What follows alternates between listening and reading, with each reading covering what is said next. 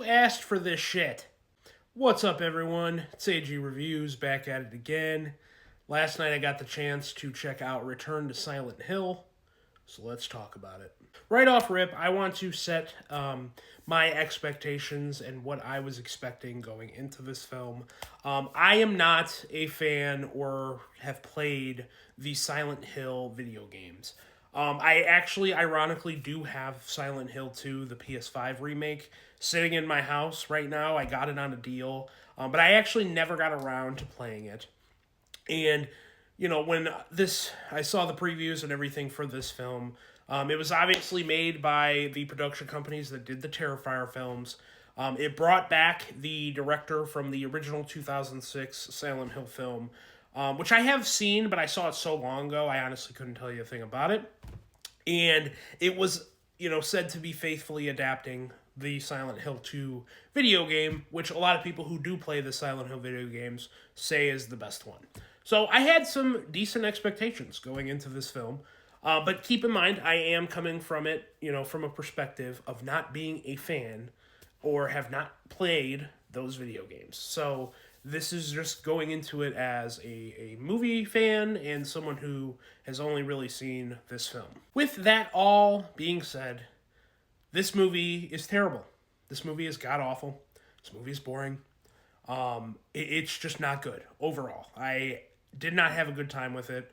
I almost contemplated walking out a couple times while watching it, and I don't know who this was made for, why this was made, and we're going to get into my reasonings of why I don't like it. But before we do all that, I do want to give at least some of the things that I didn't mind about this film. I think the main actor who played James, did the best that he could, with what he was given here. I think obviously the initial concept of the game, and, going through this story of, him receiving the note from his dead girlfriend, and having to kind of battle between believing whether or not she's alive and the psychological effects that could have. I think that the actor here did a good enough job, with what he was given. I think what he was given was shit, but I think he tried his best, and I think he tried to give a good performance. I think the movie did do a good job of when it kind of flipped from, the real world to the hellish, Silent Hill world that they had here. I think they did a good job, at least visually. We're going to talk about it in a minute. I think a lot of things in this film visually were not well done, but I think that aspect of kind of when it flipped back and when it visualized for the audience, when you were in, the hellish world compared to the real world, I thought that was decent enough. I will say, too, I think the score of this film is pretty good. I think it works well. I did find out, obviously, though, that it's pretty much the same score from the video game, so how much credit I can really give this movie for the score, I don't really know. Again, I haven't played the game, so this is kind of my first experience with the Silent Hill 2-esque story. So I think the score was pretty solid. But with that being said, as someone who's not a fan of the video game, has not played the video game, when it comes to its own merits as a movie, this thing is just completely abysmal and is right now easily my front runner for the worst movie of 2026.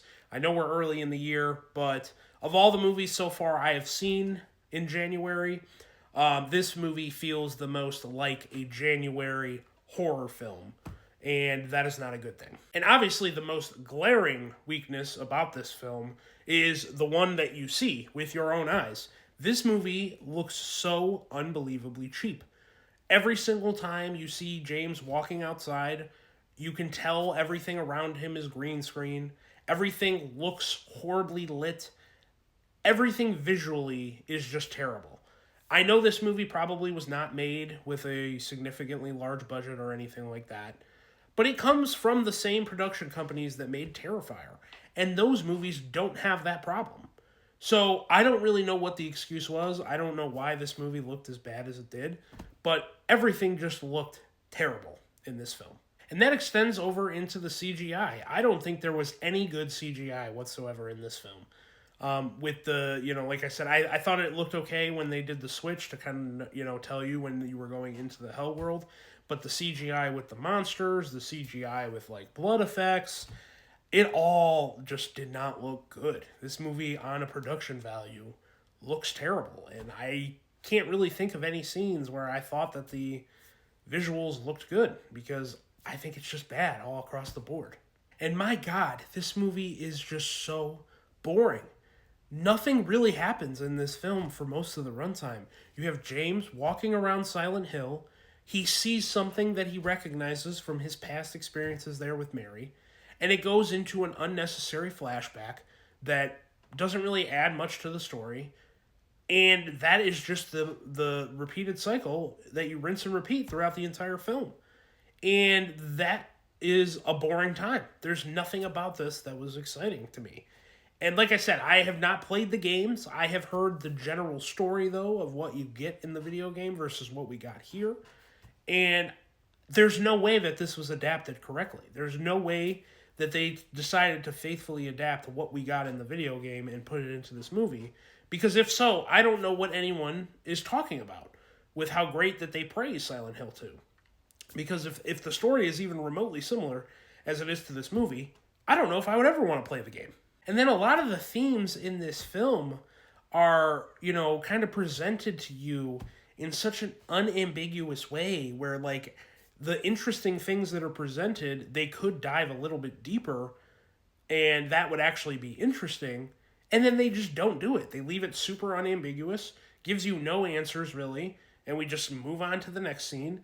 And then there are other moments in the film where, we're talking about certain things and certain themes, and it is just completely spoon-fed to you. Like you're stupid and you can't, comprehend these things on your own. So this film, does the cardinal sin, in my opinion, of treating the audience like it's stupid.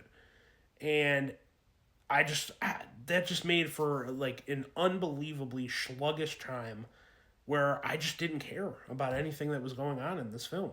And then the plot twist that this entire movie is leading you into is so painfully obvious from the beginning of this movie that it is just, it adds to the sluggishness of the storyline here, because you know where it's leading to and what it's going towards. But it's just so slowly and painfully getting you there that by the time that you get the reveal and you understand what's really going on, you look at the screen and you're like, well, no fucking shit.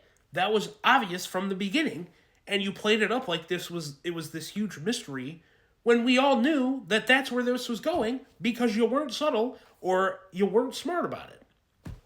So that, to me, that just is what, makes this a really bad experience to watch, and the pacing so bad, is that the central twist or narrative that you're trying to tell and you're trying to get to was just so painfully obvious from the beginning, but you play it up like this huge twist. And then this part will kind of be a little bit of minor spoilers, because again, I haven't played the game myself, but I kind of understand some of the differences between the game and between what this movie did. And that is that in the game, it is revealed very early on that Mary is dead. That's not revealed in this film until like 2/3 of the way in.